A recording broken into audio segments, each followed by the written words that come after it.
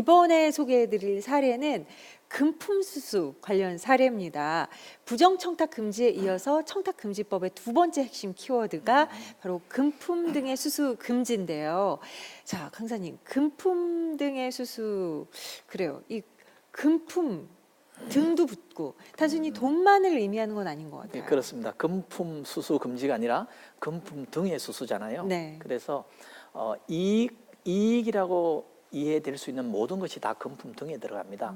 돈, 선물, 뭐 부동산, 증권, 숙박권, 뭐 초대권, 골프, 술 접대, 교통, 영화 모든 것이 관람권, 뭐 이런 거 다. 회원권, 네. 모든 것들이 다 금품에 해당됩니다. 아, 그렇군요. 자, 금품 수수에 관한 사례를 볼까요? 매년 명절 때 참 문제죠. 그렇습니다. 명절 때만 되면 흔히 벌어지는 일인데 어떤 사례인지 만나보겠습니다.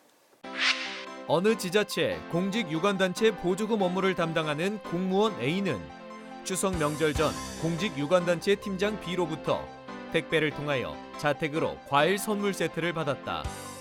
공무원 A는 선물을 돌려보내려고 B 팀장에게 연락을 하니 B 팀장은 평소 고마움의 표현이라고 하며 가격 또한 49,000원이니 안심하라고 하여 선물을 받은 경우 청탁금지법의 제재를 받을까요?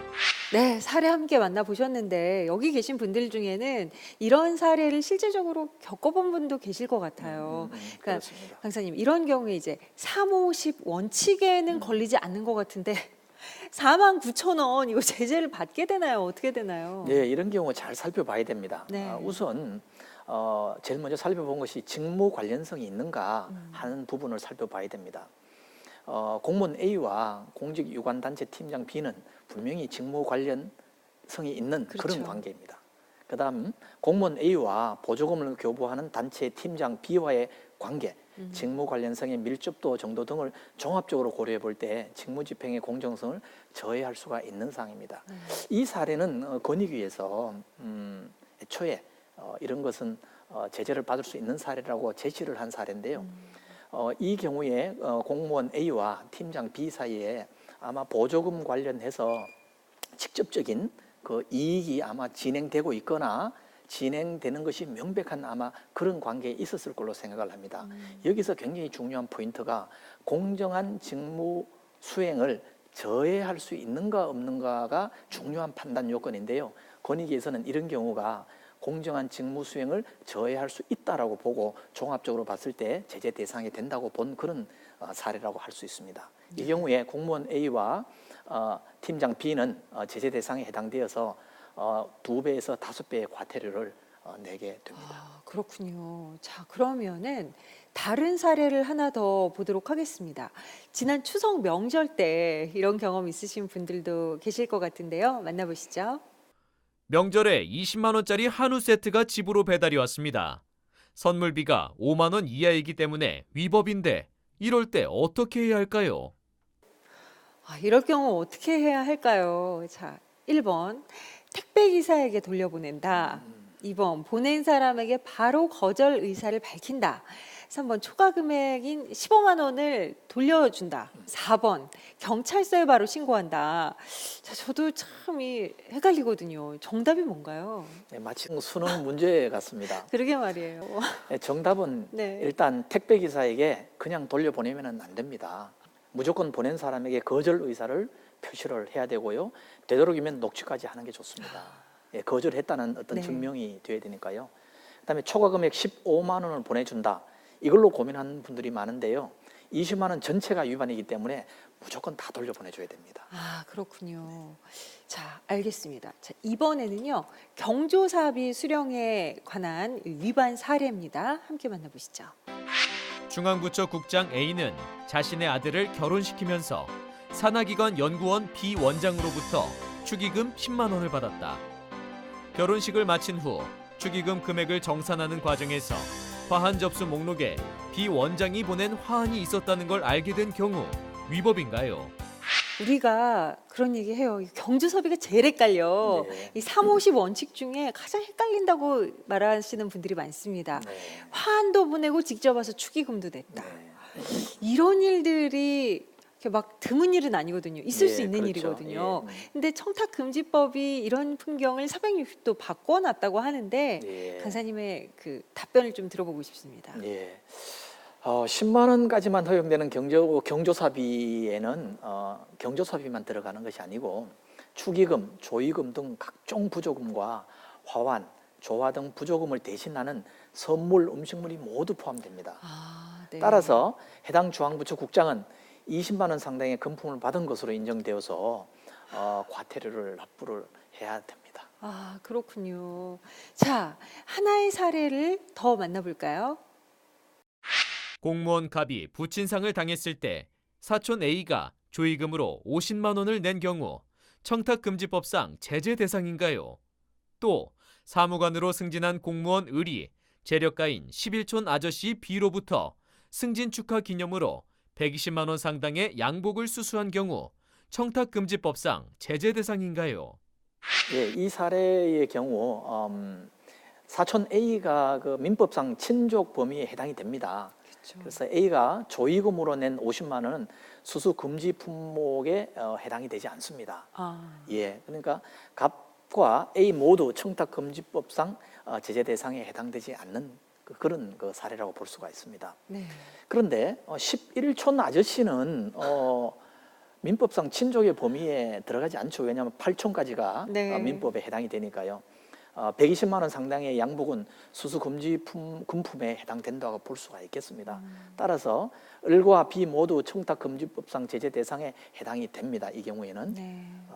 을은 1회 100만 원을 초과하는 금품 등을 수수한 이상 이 100만 원을 초과하게 되면은 직무 관련성, 뭐 대가성 일절 따지지 않고 무조건 이렇게 처벌을 하지 않습니까? 네. 그래서 금품 등을 수수한 이상에는 직무 관련 여부 및 기부 후원 뭐 이런 명목 불문하고 무조건 형사처벌 대상이라고 볼 수가 있겠습니다.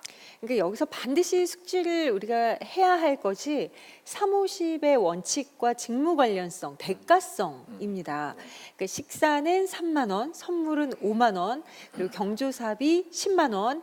이걸 반드시 이렇게 자다가 일어나서도 탁 생각이 날 만큼 인지를 하고 있어야겠어요. 예, 맞습니다. 실제 우리 사회에서 가장 헷갈리고 우리하고 가장 밀접한 것이 3, 5, 10 바로 네. 이 부분입니다. 여기서 중요한 것은 금품 등 수수 금지가 원칙적으로 금지되어 있기 때문에 직무 관련성이 있는 경우에는 아무리 작은 금액이라 하더라도 제한이 된다. 이렇게 이해를 하면 되겠습니다. 이때 직무 관련성은 직접적 직무 관련성이 있어야 되고 제가 강의 때 말씀을 드렸습니다만은 직접적인 이익으로 해석을 해도 상당히 좋겠습니다. 그래서 네. 직접적인 이익이 진행 중이거나 진행될 것이 명백한 경우에 3, 5, 10이라 하더라도 그것은 안전지대가 아니다. 즉 그렇죠. 그렇게 받으면 안 된다. 이렇게 볼 수가 있습니다.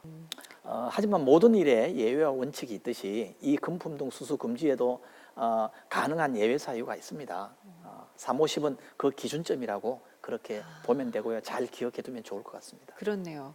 자, 그러니까 저와 상대방이 직무 관련성이 있다고 하더라도 그 범위를 지키면은 다 안전하다. 이렇게 이해를 해도 될까요? 방금 제가 간단하게 말씀드렸듯이 그것이 어느 정도는 맞고 어느 한편에서는 맞지 않다고 볼 수가 있습니다. 그렇군요. 왜냐하면 아무리 3, 5, 10만 원을 지켰다 하더라도 주고받는 그 현장에서 어떤 청탁이 오고 갔거나 대가성이 있다면 그 3, 50에 인정이 되지 않겠죠.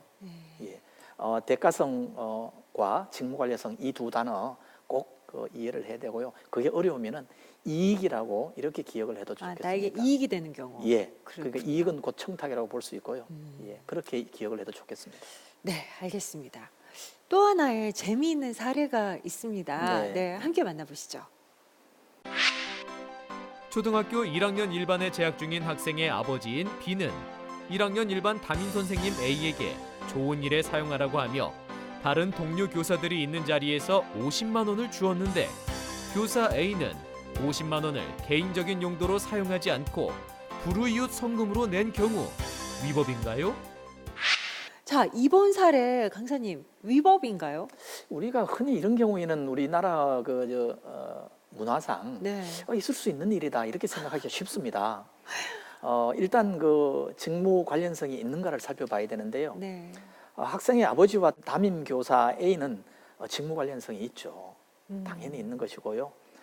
그렇다면 학생의 아버지에게서 받은 돈을 불우이웃 성금으로 냈다.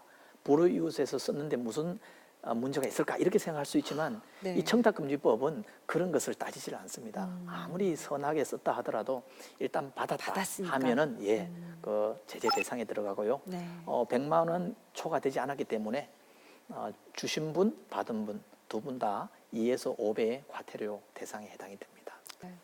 자, 이번에는요. 직무 관련성이 없는 직원 격려용 네. 그 금품 수수에 관련된 사례입니다. 네. 함께 만나보시죠. 건설 관련 중앙부처 과장인 A는 고향에서 개인 병원을 운영하는 의사 친구 B로부터 직원들 격려를 위해 맛있는 것을 사주라고 하면서 150만 원을 받았고 A는 실제 이 돈을 직원들 격려금으로 전액 사용한 경우 위법인가요? A와 B 같은 경우에는 아무런 직무 관련성이 없어요. 네, 네. 네. 근데 아무런 직무 관련성이 없는 친구인데 이 친구가 격려금을 줬습니다. 네. 그래서 이 돈을 직원들을 위해서 전액 사용했는데 이것도 네. 위법인가요? 이런 친구를 청탁금지법이 생기기 전에 이런 친구가 있으면 정말 최고의 친구입니다. 그런데 정말 좋은 청탁금지법이 친구죠. 생기고 나서 이런 친구가 있으면 네. 제일 위험한 친구가 됩니다. 아, 그렇군요. 예, 청탁금지법은 100만 원을 초과하게 되면은 받은 동기, 사용처 이런 거 불문하고 무조건 형사처벌 대상에 들어갑니다. 친구가 아무리 좋은 돈 의도로 주고 그것을 아무리 좋은 의도로 다른 데 썼다 하더라도 이 150만 원은 100만 원을 초과하지 않습니까? 네. 그러니까 형사처벌 대상에 들어갑니다. 아, 3년 이하의 징역, 3천만 원 이하의 벌금을 받을 위험에 처하게 되는 것이죠. 그렇군요. 네. 그렇다면은 이 의사 B는 어떻게 되나요? 네, 아까 전 사례에서도 말씀을 드렸습니다만은 준 사람과 받은 받은 사람을 사람, 동일하게 동일하게. 제재를 하게 되어 있습니다. 똑같이 3년 이하의 징역, 3천만 원 이하의 벌금에 처하게 되겠습니다. 그렇군요. 아, 뭐 들으면 들을수록 뇌리에 새겨지는 건 정확히 이겁니다. 주지도 말고 받지도 말자. 네, 그게 제일 안전합니다. 예. 예. 아무리 인지를 하고 있다고 해도 사실 업무 또는 뭐 다른 사유로 함께 식사를 할 때는 있을 수 있잖아요. 네, 그렇죠. 그럼요? 예, 사람 사는 사회인데요. 그럼요. 자, 이번 사례를 함께 만나보시죠. A구청 사회복지과 공무원 A가 사회복지사 B로부터 30만 원 상당의 식사와 주류를 접대받았는데 일주일 후 공무원 A가 사회복지사 B에게 같은 금액 상당의 음식과 주류를 접대한 경우 위법인가요? 자, 이번 사례의 경우에는 서로 주고받고 했어요. 주고받았으니까 괜찮지 않을까요? 이런 경우가 예. 그동안 많이 괜찮다라고 인식이 되어 있는 재미있는 사례입니다. 이렇게 한번 이렇게 음식을 한번 이렇게 대접받았고. 제공을 받았다라고 네. 했으니까 다음번에 내가 한번 똑같은 금액으로 제공을 해주면은 뭐 아무 문제 없지 않느냐 이렇게 생각을 하기가 쉬운데요. 네. 이 청탁금지법은 그렇게 인정을 해주지 않습니다. 대접을 받는 거고. 그 상황에서 바로 이것은 제재 대상이냐 아니냐가 결정이 됩니다. 예, 그래서 이런 상황은 그 금품 반환으로 보기가 어렵고요. 이거 상황을 다시 한번 살펴보면은 30만 원 상당의 식사 주류 접대를 사회복지사가 했잖아요. 네. 공무원에게 이 식사 주류는 금품에 들어가는 종류에 들어가죠. 그렇죠. 금품 등에 등에. 들어가니까요. 네. 그리고 일주일 후에 다시 이제 받았으니까 이번에 내가 똑같이 낼게 하면서 30만 원에 똑같이 식사하고 주류를 접대를 했다. 이런 경우도 아까 인정을 하지 않는다고 말씀드렸잖아요.